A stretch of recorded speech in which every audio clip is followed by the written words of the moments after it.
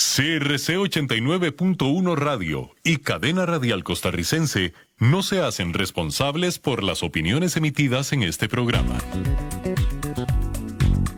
Cada quien cuenta la parte de la historia que le interesa, nosotros no. Bienvenidos a Contexto 360, un programa de análisis, debate y reflexión desde todos los puntos de vista, porque las noticias tienen muchos actores, muchos puntos de vista y muchas formas de analizarlo. Con la conducción de Leonardo Salas, Contexto 360, miércoles 3 de la tarde, solo aquí por CRC 89.1 Radio.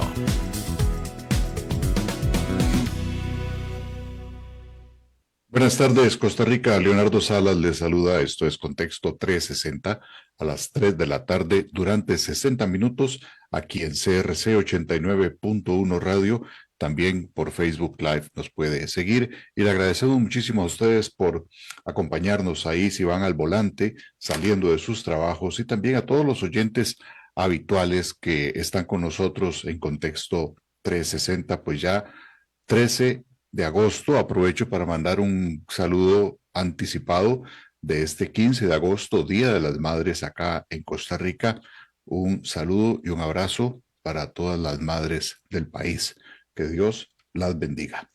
Y pues por supuesto que también quiero saludar a nuestros fieles oyentes. Hoy en particular sé que nos vuelve a estar escuchando acá en vivo toda la gente de Luces y Sombras, a cargo del arquitecto y pintor José El Gato Alvarado, que pues está preparando a sus estudiantes de pintura al óleo allá en San Miguel de Santo Domingo de Heredia para la primera exposición que va a ser en octubre. Luego les vamos a dar detalles de eso. De momento, saludos a todos en Luces y Sombras, al profe José, ferviente seguidor del Club Sport Herediano, anda muy contento estos días, y me dijo que espera ver a los alumnos liguistas en clase no tan tristes por los temas futbolísticos, pero bueno, ni modo, es parte de la realidad futbolística del país. Y también, en otro orden de cosas, Feria de Empleo que va a haber este 20, 21 y 22 de agosto en la Universidad Nacional. Pueden acercarse cualquiera de estos días con su currículum vitae el 20, 21, 22 de agosto en la Plaza de la Diversidad, ahí en el puro centro de Heredia. Y también pueden visitar una feria de empleo.com. Va a haber más de 50 empresas y más de 2,000 plazas técnicas, no técnicas y también profesionales. Así que todos invitados para que presenten sus atestados en esta feria. Les comento que hoy vamos a estar hablando de lo que hemos anunciado ya durante varios días, y es el tema de Israel, Gaza, Estados Unidos, Irán. ¿Qué ha pasado con todo esto? Y pues, ¿quién más y quién mejor que nuestra invitada de hoy, Valeria Rodríguez, quien es investigadora especializada en Medio Oriente? Valeria también está haciendo sus estudios de alto nivel en la Universidad de Exeter en Inglaterra, y pues le agradezco que esté por acá a Valeria, no solo por compartir su conocimiento, que ya eso es sumamente valioso, sino porque además está haciendo todo un esfuerzo de concientización, de educación, inclusive sobre estos temas a través de sus redes sociales, y pues hoy aquí también en Contexto 360, pero además porque pues allá son como 8 horas de diferencia. Entonces Valeria ya está cercana a la medianoche en Inglaterra, pero le agradezco mucho que esté por acá. Bienvenida, Valeria.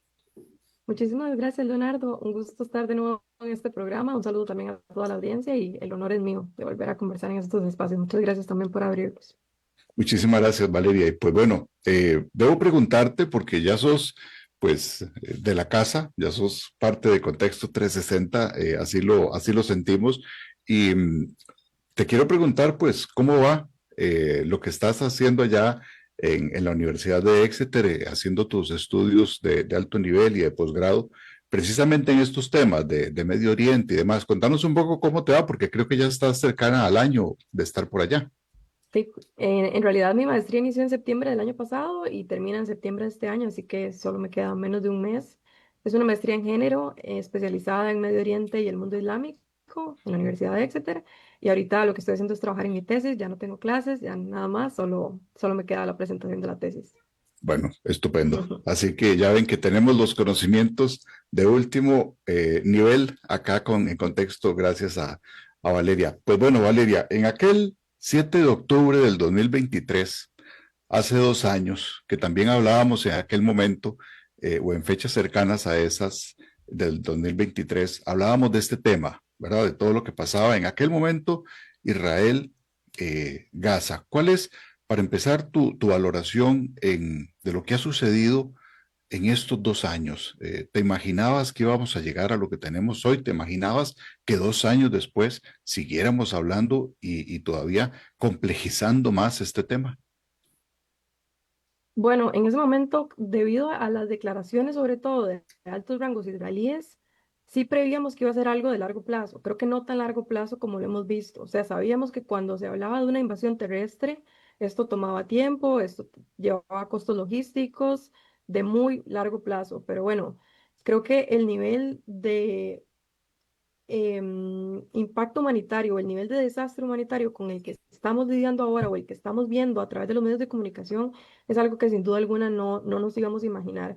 Y sobre todo yo creo que eso ha sido posible gracias a la inacción internacional y a que hemos cedido nuestras líneas rojas. Es decir, muchas de las cuestiones se han dejado pasar, muchos de los ataques indiscriminados contra hospitales, contra civiles, contra periodistas, contra personal y de asistencia humanitaria. Es algo que se ha dejado pasar en el tiempo y que eso ha empoderado, creo yo, al Estado de Israel para aumentar su ofensiva e incluso extenderla hasta lo que se habla ahora, que es un proceso de limpieza étnica y de colonización de la ciudad de Gaza. Y vamos a llegar a ese tema justamente porque es sumamente grave. Eh, ¿Cómo se entiende desde la visión de una profesional como vos, eh, investigadora de género, de derechos humanos, de Medio Oriente, y que está viviendo allá en Inglaterra, que está con la realidad europea de frente? ¿Cómo se vive este proceso desde allá? Porque me imagino que es muy diferente a lo que vivimos desde acá en Costa Rica. Ujú. Bueno, es bien interesante, las acciones de solidaridad están por todo el mundo y a mí me alegra realmente que en Costa Rica no solo han crecido, sino que se han formado incluso coaliciones. Recientemente se anunció una coalición para articular todas las acciones a favor de Palestina. Desde Inglaterra también hay actividades frecuentes, hay movilizaciones, sobre todo esta movilización con las ollas que se dio hace un par de semanas. Aquí en Exeter también hubo esta movilización, no solo son movilizaciones centralizadas en Londres o en estos centros de poder, pero algo muy interesante que pasó justamente esta semana y que creo que debería interpelarnos a todos y estar muy conscientes de esta realidad, es que después de una decisión de un tribunal interno en Inglaterra de declarar a una organización, Palestine Action, como una organización terrorista, se dio una movilización masiva en favor de Palestine Action en Londres este fin de semana, este domingo me parece, o si no sábado, pero bueno, este fin de semana. Y fue después de esa movilización un arresto masivo de personas. Cientos de personas fueron arrestadas por mostrar su solidaridad y porque por extensión se les considera terroristas, al igual que esta organización. Es el espacio de movilización en donde han sido más personas arrestadas a nivel histórico en Inglaterra. Y esto también nos habla del posicionamiento de algunos estados europeos sobre esta materia.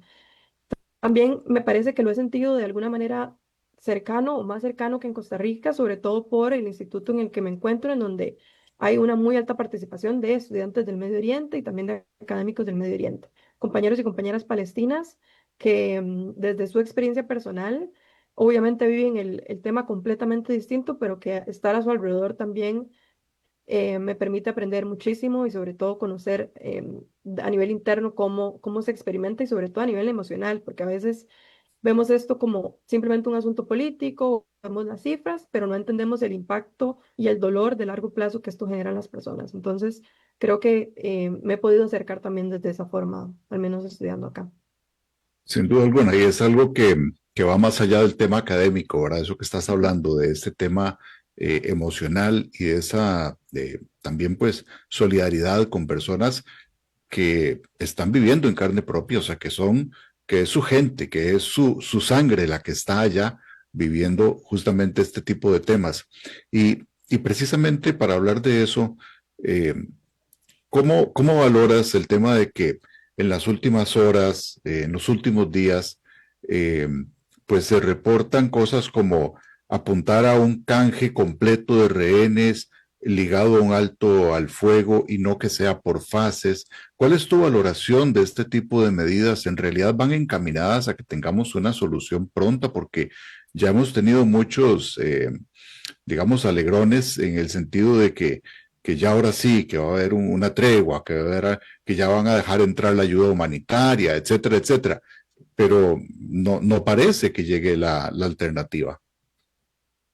Bueno, sobre esto primero quisiera decir que es una estrategia bastante deliberada. O sea, el hecho de que nos den estos alegronazos no es simplemente una casualidad, no es simplemente que las negociaciones salieron mal, sino que también se le conoce como una estrategia diplomática de crear caos o crear incertidumbre para alargar un proceso y para permanecer en el poder, sobre todo por parte del gobierno de Netanyahu, que enfrenta casos de corrupción.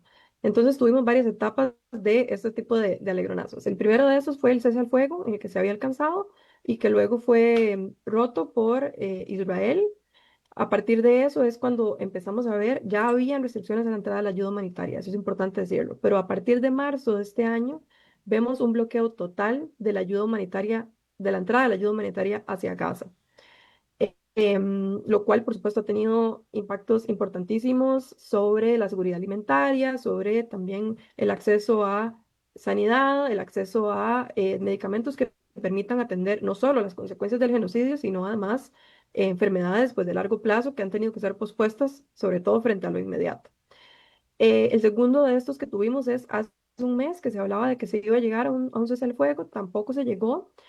Y la última, el último gran acuerdo que tenemos que tener en mente es este acuerdo del gabinete israelí que llegó o tomó la decisión de controlar la ciudad de Gaza, no del todo el enclave, sino la ciudad de Gaza, que es una parte que queda en el norte, en donde aproximadamente viven 700.000, 800.000 personas. De hecho, era la ciudad más importante antes de la intensificación del genocidio en octubre de 2023. Entonces, todas estas circunstancias tenemos que entenderlas, ¿verdad?, como parte de un mismo proceso. Ahora bien, ¿cuál es la reacción de Hamás y sobre el intercambio de rehenes? ¿Qué puede pasar? Hamás ha sido muy claro en que no va a liberar a los rehenes hasta que no exista la posibilidad de una estatalidad palestina, es decir, de que no se hable del Estado, de la construcción del Estado palestino. Y eso no parece ser la tónica del gobierno israelí. También Hamás ha hablado que puede liberar a los rehenes siempre y cuando Israel se retire del enclave. Parece tampoco que eso va a suceder. Entonces, yo creo que estamos bastante lejos de un acuerdo. Creo que, sobre todo con esta intensificación de las hostilidades en la ciudad de Gaza, esto solo va a empeorar y va a recrudecer lo que venimos viendo hace 2 años. Si ya pensábamos que esta situación ha sido extrema, una invasión total territorial y un desplazamiento de 700.000 personas para tomar el control total de una ciudad es algo que no habíamos visto hasta el momento. Israel en este momento ya ocupa bastantes partes de este territorio, se habla de un 85% por parte de Naciones Unidas, ya sea control o zonas que están militarizadas y a las que no pueden acceder las poblaciones palestinas, pero bueno, esto recrudecería aún más las hostilidades y creo que nos aleja muchísimo más también de la posibilidad de un cese al fuego y un intercambio de rehenes. Recuerdo también los movimientos de personas, Valeria, de esa franja de Gaza que fueron desalojados de ahí, llevados a otra zona, después los quisieron devolver otra vez, ¿verdad? O sea, ya solo eso, y lo habíamos comentado, una serie de factores tremendos y de violaciones de derechos humanos. Y ahora, con esto que estás mencionando, eh, Netanyahu hace la promesa de que me refiero a tomar Gaza completamente. Esta es la mejor forma de terminar la guerra, según lo que él plantea. Eh, y lo dice como prometiendo además una desmilitarización con control de seguridad israelí, pero también con una administración civil no israelí. Inclusive ha habido manifestaciones fuertes, protestas de la gente en Tel Aviv, inclusive hay familias que temen por los rehenes porque creen, como lo mencionaste, y que también se ha dicho por parte del Consejo de Seguridad de la ONU, que esto podría desencadenar más bien otra calamidad. Ujú. ¿Coincide estas visiones con lo que estás planteando? Totalmente, y me parece muy importante los detalles que mencionabas porque hay que tomar en cuenta las tensiones internas. O sea, Israel, por supuesto, no es un sujeto homogéneo que podamos considerar como uno solo y que lo que diga el gabinete israelí, eso es lo que se decide. Incluso hubo tensiones internas o eso es lo que se afirma dentro del gabinete israelí antes de tomar la decisión. ¿Y cómo se refleja esto? Bueno, antes de la reunión del gabinete israelí, Netanyahu hablaba de un control total sobre el territorio del enclave, sobre Gaza en su plenitud. Ahora bien, de esa reunión del gabinete israelí, la decisión que sale es sencillamente tomar la ciudad de Gaza. ¿Por qué? Bueno, se asume, o eso es lo que dicen algunas agencias de comunicación, que hubo una oposición por parte del ejército, en el sentido de que ya, sobre todo el jefe del Estado Mayor del Ejército, reconociendo que ya el ejército está desgastado, ya las reservas militares no dan para tanto plazo, para a un largo plazo, para una intervención a tanta escala como la de tomar todo el territorio, y entonces hubo oposición. También el tema de los familiares es importante. Los familiares se han opuesto y también hay un silenciamiento incluso de los familiares de las personas rehenes por parte del Estado israelí. Se habla también de silenciamiento y sobre todo esto por parte de una organización israelí que es B'Tselem, una organización de derechos humanos, porque estas familias no se encuentran de acuerdo porque saben los impactos que este tipo de invasiones podrían causar, y porque incluso muchas de esas personas ya podrían no estar vivas, pero para las que se encuentran vivas, al menos estas familiares están pidiendo que se les devuelva en condiciones seguras. Y esto, sin duda alguna, sería un obstáculo adicional para lograr que esa transformación se dé o para que esa transición se dé. Entonces, a mí me parece muy importante los puntos que tocas y me parece también importante enmarcar de qué se trata este plan.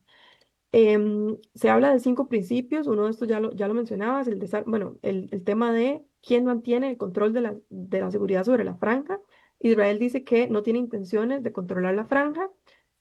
Podríamos afirmar si esto es conforme o no con sus acciones. Creo que es bastante inconforme y creo que nos ha dado un patrón claro en donde de Todas colonización. las señales dicen otra cosa. Exacto, todas las señales nos afirman que Israel tiene todo el control de ampliar su Estado hasta no permitir la existencia de un Estado palestino. Se habla también del desarme de Hamas, se habla del retorno de todos los rehenes, tanto vivos como muertos, lo cual, como digo, es más bien, pareciera que esto crea un obstáculo sobre ese acuerdo. Se habla de la desmilitarización de la Franja de Gaza. Entonces, bueno, si Israel no controla la Franja de Gaza y se la va a dar a algún grupo, ¿de qué manera se puede asegurar la soberanía de ese Estado? Si no hay un proceso de autonomía en temas de seguridad o de independencia en temas de seguridad y control sobre el territorio, incluso sobre la posibilidad de autogestionarse sin que haya un bloqueo económico. Em, mm, y se habla de este tema del establecimiento de esta administración civil alternativa, que no puede ser a manos de Hamas ni tampoco de la autoridad palestina, siendo la autoridad palestina el órgano con mayor credibilidad a nivel internacional y el que ha sido reconocido por otros estados como la autoridad legítima para gobernar Palestina. Entonces, bueno, en esto consiste el plan y pues, como lo decía, más bien parece un obstáculo hacia el proceso de consolidación de dos estados y también una respuesta, porque vemos un montón de reconocimientos de varios estados que ahora podemos mencionar, que se van a anunciar y que, bueno, que se han venido anunciando, sobre todo para la Asamblea General en septiembre, y que la existencia de una ampliación del Estado de Israel y la limitación del territorio palestino lo que hace es también poner un obstáculo hacia esa consolidación de un Estado palestino. Pareciera que también es la respuesta a esa serie de reconocimientos internacionales. Claro, y justamente iba a tocar ese tema, ¿qué pasaba con el ambiente internacional? Porque si ya de por sí a lo interno de Israel, y ya lo mencionaste muy bien, hay fricciones internas, inclusive se habla de alguna tensión entre lo que es el gobierno y la cúpula militar, las Ujú. figuras de la ultraderecha que presionan para ocupar Gaza tal cual. Eh, entonces, en esta situación en la que vive Israel y en esas movimientos también internacionales para reconocer o no este tipo de situación y de cara a la Asamblea de septiembre, ¿te parece que en lugar de encaminarnos entonces a una solución, pareciera como que vamos hacia un campo minado que puede detonar otras cosas? Sí, sobre todo porque lo problemático acá es los términos en los que se dan varios reconocimientos. Algunos de los estados europeos afirman que reconocerían el Estado palestino siempre y cuando sea un Estado desmilitarizado, en donde jamás, por supuesto, no tenga control sobre el Estado. Y incluso el Reino Unido habla de que, vamos a ver, que se comprometa con un proceso de paz, ajá, de largo plazo que conduzca a la solución de dos estados. Bueno, varias cosas. Uno, hay a veces condicionamientos, y en el caso del Reino Unido hay condicionamientos sobre ese reconocimiento. Entonces, se reconoce el Estado palestino siempre y cuando se den ciertas condiciones. Cuando el derecho internacional es claro en que el Estado palestino debe ser reconocido, y eso es claro desde 1948. O sea, esto no es algo moderno. Es que ha Eh, pasado mucha agua bajo el puente sobre ese tema, ¿no? Exactamente. Entonces, ahora el tema del reconocimiento internacional es una moneda de cambio política contra Israel o para poner presión contra Israel, cuando debería ser un principio de derecho internacional básico. Ya hay 150 estados que reconocen al Estado palestino, entonces bueno, es importante tenerlo en cuenta. En realidad, los reconocimientos que faltan son sobre todo de estados del G20, estados europeos, algunos de los cuales se han venido sumando. Y por otro lado, mientras está este movimiento internacional por parte de algunos estados de reconocimiento del Estado palestino sobre la base de ciertas condiciones que parecen negar la propia existencia de un Estado, como la posibilidad de controlar su propia seguridad, mientras que eso sucede de un lado, se encuentra por otro lado el gobierno de Estados Unidos y Donald Trump promoviendo y aún así y empujando aún más sobre los acuerdos de Abraham, que son estos acuerdos que suscriben una serie de estados árabes, que suscribe Bahrein, que suscribe Marruecos, Sudán del Sur también, y que son acuerdos de normalización con el Estado de Israel, es decir, el reconocimiento diplomático también del Estado de Israel por estados que no lo reconocían antes. Y también vemos algunas presiones del gobierno de Donald Trump en donde los aranceles se han venido utilizando de forma que se han venido presionando a ciertos estados, como por ejemplo Sudáfrica. Sudáfrica siendo uno de los estados más vocales denunciando el genocidio en Palestina y siendo además uno de los estados que también en consecuencia ha recibido más aranceles. Entonces, creo yo que si analizamos este mapa geopolítico internacional, no nos está dirigiendo hacia un proceso de solución de dos estados sin mayores presiones, sino todo lo contrario. Cada vez se está volviendo un tema más efervescente y un tema que pareciera tener menos una solución de corto plazo. Claro. ¿Qué está pesando más? Aunque yo creo que la respuesta es obvia, pero ¿qué está pesando más? ¿El reloj militar o el reloj humanitario? Porque el tema de las calamidades, de lo que hemos visto inclusive en las cargamentos de comida y medicina, por lo menos de las imágenes que llegan a este lado del mundo, Valeria, eh, donde hay gente instalada inclusive en zonas altas para poder capturar de manera más rápida la llegada de sus alimentos o medicinas que caen desde helicópteros. Inclusive han muerto personas que les han caído estos cargamentos encima. Ujú. Pero pareciera que aquí se sobrepone ese reloj militar al reloj humanitario. Totalmente. Y yo quisiera dar tres argumentos sobre por qué se está anteponiendo. El primero de ellos es que el tema del embargo militar, de embargar el envío de armas hacia Israel, que ha sido una decisión tomada por varios estados, recientemente Alemania, lo cual sorprendió porque Alemania ha sido uno de los estados más o menos anuentes, más renuentes a prevenir el genocidio, es un tema que se viene hablando desde marzo del año pasado. Es decir, Francesca Albanese en su reporte Anatomía de un genocidio ya hablaba de la necesidad de un embargo militar.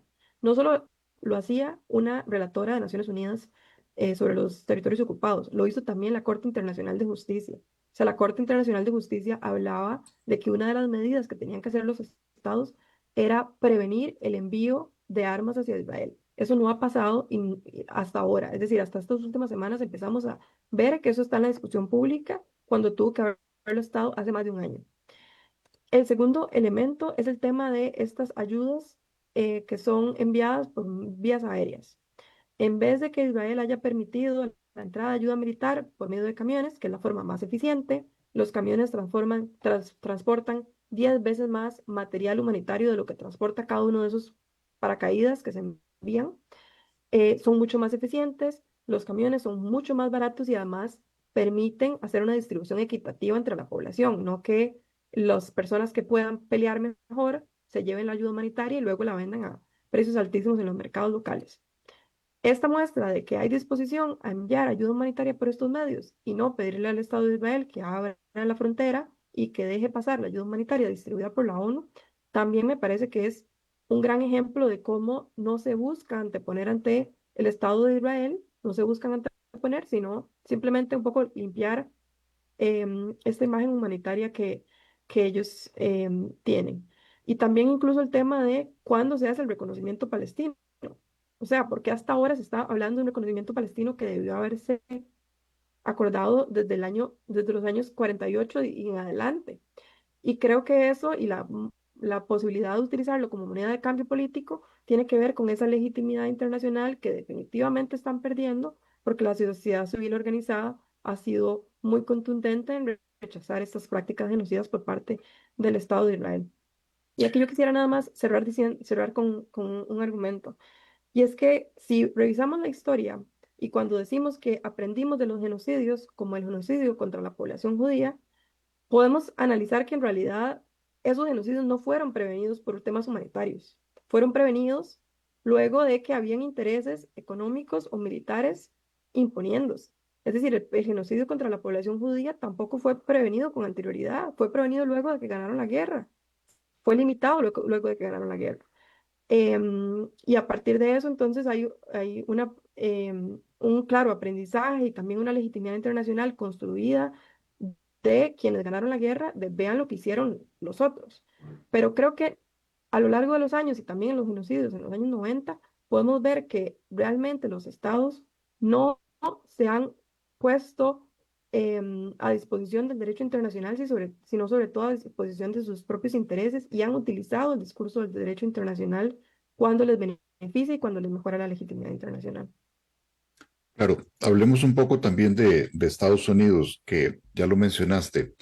Eh, ¿Es Estados Unidos un árbitro o es un actor más? Porque a veces pareciera que Washington copatrocina este tipo de canjes. eh, y ahí vemos, por ejemplo, también temas con Qatar, con Egipto, etcétera, con el Líbano, ¿verdad?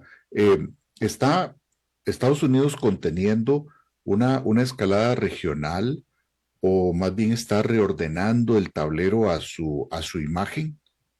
Ujú. Yo considero que Estados Unidos en realidad está cambiando de posición poco a poco porque se ha dado cuenta, el gobierno de Donald Trump se ha dado cuenta que esto es de largo plazo y que prometió no ser intervencionista, y que esta promesa de campaña cada vez está siendo más incumplida. Entonces, ha tomado varias decisiones Estados Unidos a lo largo de este proceso genocida. El primero fue ayuda militar, una ayuda militar que ha sido constante y aprobada por el Congreso estadounidense con millones de dólares anuales en ayuda militar de varios tipos. El segundo es que ya o sea, tenemos que recordar que desde el inicio del gobierno de Donald Trump, el primero en proponer este plan de limpieza étnica fue él.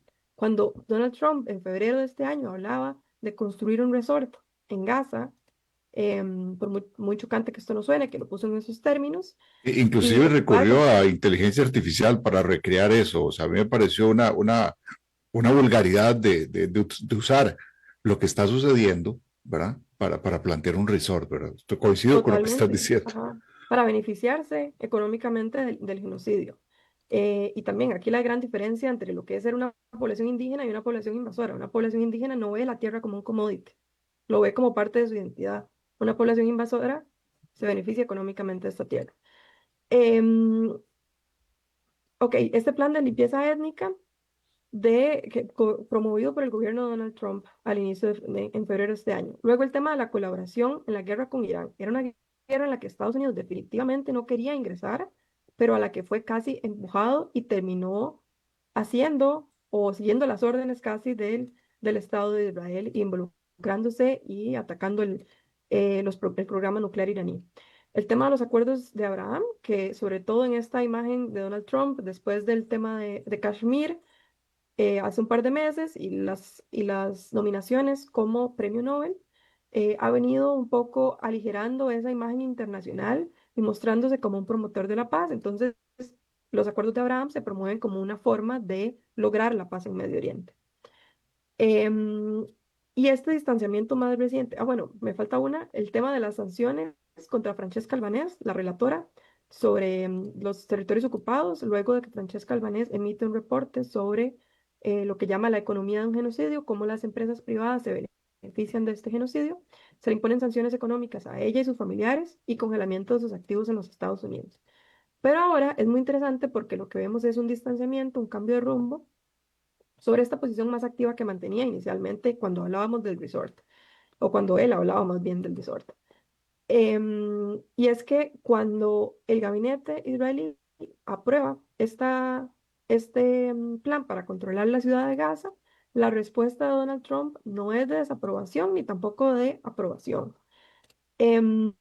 Lo que dice es, no podemos controlar lo que los israelíes quieran decidir al respecto, ellos son los que deciden cuáles decisiones van a tomar, cuando Estados Unidos siempre ha sido bastante vocal y bastante claro en sus posiciones. Entonces, nos trae una ambigüedad en donde, como se sabe que es un plan de limpieza étnica y como además tiene intenciones de promoverse como promotor de la paz, se distancia de la posición israelí y lo deja a la deriva como si no hubiera una suficiente complicidad por parte de los Estados Unidos en lo que ha pasado hasta el momento, como si Estados Unidos no tuviera cartas que jugar en este espacio cuando sabemos que si Estados Unidos dice paren, Israel probablemente va a parar. Entonces hay un cambio de posición que es bien interesante y que sobre todo beneficia en temas de legitimidad al gobierno de los Estados Unidos en un momento en el que la mayoría de estados le están dando la espalda a Israel. Claro, y eso me permite también, pues entonces preguntarte otra cosa. De la situación de octubre de 2023, donde veíamos pues a un Israel y a una franja de Gaza como epicentros de esta última situación de conflicto, hoy tenemos otros elementos, otros frentes. Te decía anteriormente, bueno, el tema de Gaza, el tema del Líbano, el tema de Washington, el tema de Irán. ¿Es esto una serie de realidades aisladas o es un tablero conectado? ¿Cuál es tu lectura de eso? Es completamente conectado y aquí sí creo que hay que decir que aunque hubo una victoria militar, Israel nunca ha ganado una guerra en sentido de legitimidad, es decir, una victoria mediática. Pero sí que Israel ha extendido su poderío a lo largo de toda la región en distintos frentes. Sabíamos que Irán apoyaba a distintos grupos por medio de su guerra híbrida y del apoyo indirecto a grupos armados en distintos territorios. Es el caso de Hezbollah. Hezbollah en este momento se encuentra completamente debilitado. De hecho, en este momento el gobierno libanés está acordando con otros actores, incluyendo los Estados Unidos, y se dice que Israel el control del sur del Líbano, en donde Hezbollah tenía sus operaciones. Entonces vemos un Hezbollah completamente debilitado e incapaz de hacer frente al genocidio como en su momento lo estaba haciendo por medio de misiles, de bombardeos aéreos. En segundo lugar tenemos los hutíes, que en realidad ha sido un apoyo solidario que ha aparecido desde el inicio, porque los hutíes son los primeros en declarar la guerra a Israel y que en el Mar Rojo han venido realizando una serie de intervenciones en contra de barcos que transportan militar, pero que en realidad nunca ha sido una amenaza real para el Estado de Israel. Entonces, también por eso es que creo yo el impacto no ha sido tan masivo, aunque pues los Estados Unidos también han bombardeado y Israel ha bombardeado Yemen, que es el estado donde operan los hutíes. Siria, donde después de diciembre del año pasado, en donde cae el gobierno sirio, Israel de inmediato, y es sorprendente la capacidad reactiva de Israel en ese momento, de inmediato deja completamente debilitado al ejército sirio, a lo que quedaba del ejército sirio, tanto a nivel de capacidades aéreas como en sus bases militares. O sea, Israel neutraliza completamente a un Estado que antes se le anteponía por medio del gobierno de Bashar al-Assad. Y más recientemente, el mes anterior, Israel estuvo aliándose con uno de los grupos, una de las minorías en Siria, que son los drusos, con el fin de poder expandirse en lo que considera también el Gran Israel. Llama también mucho la atención que, por cierto, hoy en una entrevista en I24 TV, Netanyahu dijo que él se sentía muy atraído hacia esa idea del Gran Israel, que es una idea que sale en el año 1900, bueno, no, en realidad es una idea mucho más histórica, pero en 1967 se populariza sobre todo con la idea que Israel controle Siria, el sur del Líbano, controle también Jordania. De hecho, hubo una reacción de condena por parte del Ministerio de Relaciones Exteriores de Jordania y los asaltos del Golán egipcios. Perdón, O sea, o sea que ajá, los durante. intereses expansionistas no parecen cesar, ya no es historia, es realidad. Exacto, ajá. Y la península de Sinaí, perdón, me faltó aclarar en Egipto. Entonces, vemos cómo no solo hay una neutralización de los actores que se le oponían de este eje de la resistencia, sino también hay posibilidades expansivas. Y acá también hay un factor muy interesante que es el nuevo gobierno sirio, que se dice es un gobierno títere, porque es un gobierno que en cuestión de semanas se hizo con el control de Siria, que llevaba años, casi una década en un conflicto bélico y este gobierno ha sido también ambiguo en la idea de reconocer al gobierno de Israel. ¿Por qué? Porque es una moneda de cambio. Puede ser una moneda de cambio, ya sea para recuperar estos territorios en el sur de Siria o también para recibir ayudas internacionales y reconocimientos por parte de los Estados Unidos y de otros estados que aún no reconocen al nuevo gobierno sirio. Entonces, creo que en el ámbito militar y geoestratégico sí que hay un mejor posicionamiento y una mejora en las condiciones de Israel respecto de octubre de 2023, lo que por supuesto no se refleja en el plano político y mediático. Antes de entrar a una parte de respuesta rápida que le traigo hoy a Valeria de manera especial, hay una pregunta de uno de nuestros oyentes de Coco Vindas, que le mandamos un saludo también, que nos pregunta, en medio de la narrativa política, militar, ¿qué mecanismos reales existen para proteger a la población civil en Gaza? ¿Quién asume la responsabilidad cuando estas protecciones fallan? Muchas gracias por la pregunta. Creo que es una pregunta que me permite ampliar nuestro alcance en el sentido de que a veces nos sentimos muy limitados o sentimos que pues no hay nada que hacer al respecto y en realidad hay varios actores con bastantes posibilidades de intervención. Lo primero que hay que decir es que la obligación internacional es del Estado de Israel porque es un Estado ocupante. Entonces, eso implica que tiene que satisfacer las condiciones de vida dignas de la población y del territorio que ocupa, porque esa ocupación no solo es ilegal, sino que Israel controla efectivamente la franja de Gaza, por tierra, por aire, por mar. Entonces, eso es lo primero que hay que decir. Bajo el derecho internacional le corresponde a Israel. Ahora bien, desde un plano realista, esto no es lo que está sucediendo, ya lo sabemos. Entonces, bueno, ¿ahora qué? ¿A quién recurrimos?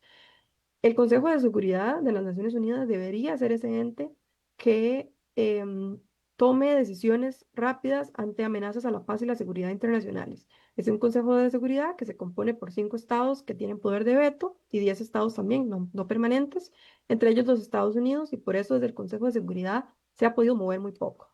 Pero también es muy interesante que hay bastantes recientes acciones multilaterales por parte de varios estados que no tienen que ver necesariamente con la protección de los civiles de manera directa, porque ya sabemos que hay una incapacidad real de estos estados de hacerlo, a menos que los Estados Unidos o que Israel intervenga, pero sí que hacen otro tipo de medidas coercitivas o medidas con el fin de cambiar la realidad.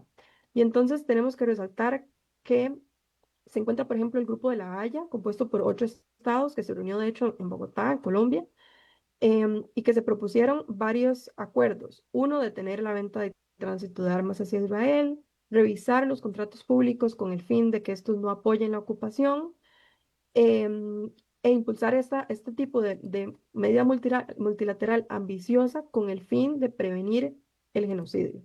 Este es uno de los grupos de estados que me parece, o incluso el más relevante, porque es el que ha sido más ambicioso en esta toma de medidas multilaterales. Han habido comunicados, sobre todo de los estados europeos, y una pensaría que las acciones de la sociedad civil no tienen impacto, pero el hecho de que la semana pasada hubiera más de 300 camiones de ayuda militar que se permitieron ingresar a la franja es sobre todo un producto de las presiones de la sociedad civil internacional organizada que terminó propiciando que Israel acudir a esa medida y que ahora hayan otro tipo de envíos de ayuda humanitaria por aire, bastante ineficientes y bastante deshumanizantes, pero bueno, es decir, hay un impacto sobre todas estas presiones internacionales. También la Liga Árabe ha presionado para el reconocimiento del Estado palestino, para romper el bloqueo sobre Gaza, para reconocer la catástrofe, la hambruna y para convocar al Consejo de Seguridad. Y los últimos dos grupos de actores que me gustaría mencionar es las empresas, las entidades corporativas, porque el informe de Francesca Albanese, que habla de la economía de un genocidio, habla de las responsabilidades de las corporaciones en prevenir lo que está sucediendo porque se benefician directamente. Y ella dice, el genocidio continúa porque es lucrativo para muchos. Entonces, ella propone una serie de acciones para que estas entidades corporativas dejen de respaldar lo que sucede en territorio israelí. Hablamos de empresas militares, de armamento militar, de empresas de agricultura que apoyan la expansión de Israel, hablamos de universidades, hablamos de todo tipo de corporaciones. Y el último de los actores que me parece más importante es nosotros, porque al final estas entidades corporativas lucran por medio de nuestro dinero, por medio de nuestro consumo. Entonces sí que tenemos un rol en asegurar que este genocidio no siga sucediendo por medio de acciones que desincentiven la compra de productos de estas corporaciones que se benefician directamente del genocidio. Entonces, aunque no veamos de forma tan evidente el impacto sobre la sociedad civil, del impacto de las acciones de la sociedad civil, sí que lo ha tenido y de esto puede ser testigo algunas de las corporaciones que por medio de medidas de boicot, sobre todo en Indonesia y en países del Medio Oriente, han tenido que cerrar algunos de sus operaciones debido a las medidas de boicot promovidas por la población. Bueno, ahí está para el señor Vindas una respuesta pues más que clara. Gracias a Valeria por eso. Valeria, pues vamos a una respuesta rápida de mito o realidad. Ok. Ocupar Gaza termina la guerra rápido. Mito, ¿Ok? Las zonas seguras solucionan la ayuda. mito, Desarmar Hezbollah depende solo de Beirut. mito. Ahorita me gustaría profundizar sobre eso. Adelante, ahí la freno para que te puedas explicar. Es que en realidad tiene relación con con dos de las que me preguntabas. Hay un profesor muy interesante que tuve la oportunidad de conocer hace un mes, se llama el doctor Andreas Krieg, y él habla de cómo este tipo de organizaciones, Hezbollah, Hamas, funcionan por medio de nodos o funcionan por medio de redes. Entonces, no es cierto que estas organizaciones pueden ser eliminadas desde arriba o simplemente con un bombardeo. Estas organizaciones gozan de mucha independencia, autonomía, y estos nodos se regeneran por sí mismos porque no son simplemente como una estructura jerárquica en donde yo pago y vos me haces algo a cambio. Es decir, hay ideología, hay intereses, hay otros tipos de identidades que permiten a estas organizaciones robustecerse. Entonces, no es cierto que, por ejemplo, ocupar Gaza va a terminar con Hamas. Hamas se va a terminar regenerando de otras formas, al igual que Hezbollah o al igual que cualquier tipo de estas organizaciones que cumplen una lógica completamente distinta a la lógica del Estado de Israel. Claro, bueno, muy pertinente esa ampliación de respuesta. Valeria, no nos podemos ir, obviamente, sin hablar del papel de Costa Rica, porque Costa Rica presume de una tradición de derechos humanos, de diplomacia multilateral, y recientemente solo menciono dos hechos, y es el tema de unas giras que estaban programadas por varios alcaldes de Costa Rica hacia Israel, la misma gente, los mismos municipios, es decir, los habitantes de esos cantones se opusieron a que sus alcaldes o alcaldesas fueran a Israel. Eso por un lado. Y por otro lado también ha habido discusión en la Asamblea Legislativa y enfrentamiento por temas de acuerdos comerciales, tratado de libre comercio, etcétera, también con Israel, y se cuestiona pues el hecho de cómo vamos a estar pactando con un país que está haciendo una violación, un genocidio, etcétera, etcétera. ¿Cuál es tu visión de eso, de la reacción de la gente también en los cantones, de los movimientos sociales, pero también del papel que hemos tenido como país, como Cancillería, como ese país de respeto a los derechos humanos?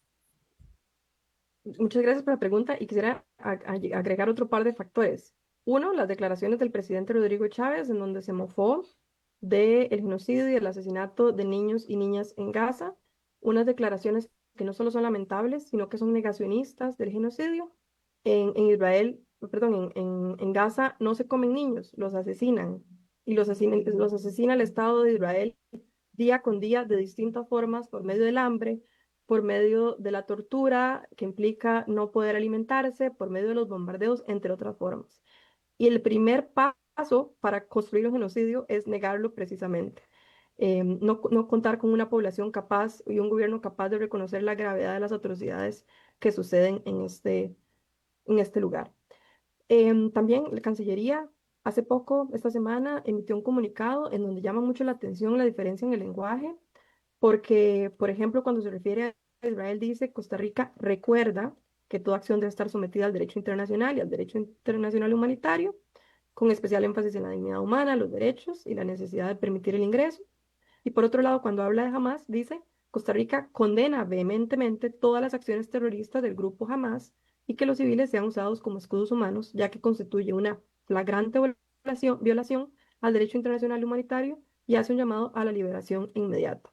Y aquí quisiera reconocer que tanto Hamas como el Estado de Israel han realizado crímenes de guerra y crímenes de lesa humanidad, pero lo que aquí no tiene sentido es la diferencia en el lenguaje para referirse al mismo tipo de crímenes e incluso a uno peor, que es el crimen de genocidio, que tiene que ver con un Estado que promueve desde las estructuras formales de poder el asesinato y el desplazamiento de una población en su totalidad.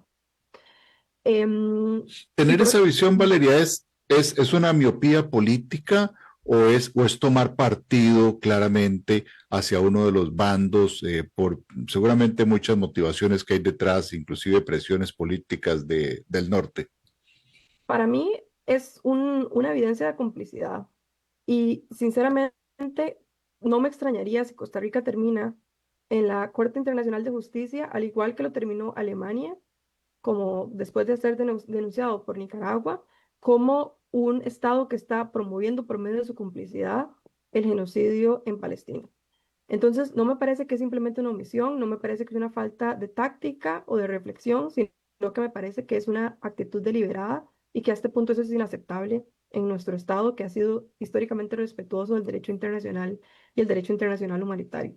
Entonces, sobre todo con la continuación y el hecho de que se retomaran las negociaciones del Tratado de Libre Comercio con Israel en octubre del año pasado, es decir, ya después del inicio de la intensificación del genocidio, una decisión que fue consciente, que fue política a la luz de esas circunstancias, me parece que es muy problemático, sobre todo en un contexto en donde el resto de la comunidad internacional está tomando medidas comerciales para limitar las importaciones y las exportaciones hacia Israel. Es decir, mientras que toda la comunidad internacional está restringiendo el libre comercio con Israel, nosotros lo estamos promoviendo y estamos facilitándolo. Y acá lo último que quisiera tal vez decir sobre esto es que me parece muy claro lo que dice la relatora Francesca Albanés de qué es lo que pasa cuando empresas o actores corporativos contribuyen con Israel, y también el caso de los estados, pues por extensión, sobre todo en temas comerciales. Y es que para ella dice que eso implica que han contribuido conscientemente, uno, a violar el derecho palestino a la autodeterminación, y esto es extraño porque Costa Rica históricamente ha defendido la posición de dos estados y ha reconocido al Estado palestino. Dos, esto implica que también hay una violación del derecho palestino a la perdón, se perpetúa la anexión del territorio palestino, el mantenimiento de la ocupación ilegal, el crimen de agresión y las violaciones de derechos humanos conexas, y finalmente que Costa Rica está respaldando los crímenes de apartheid y genocidio y otros crímenes y violaciones conexos. O sea, el argumento de ella es: toda inversión en Israel en estos momentos sustenta una cadena de crímenes internacionales y la complicidad del Estado costarricense es sinceramente inaceptable. Ahora que mencionaste digamos, por decirlo bonito, las lamentables declaraciones del presidente Chávez sobre el genocidio en esta zona. Yo vi muchas reacciones de varios países latinoamericanos pues condenando esta mofa que él hizo. ¿Cómo, cómo has percibido el papel de lo que se dice de Costa Rica internacionalmente de cara a tomar bando en este serio conflicto?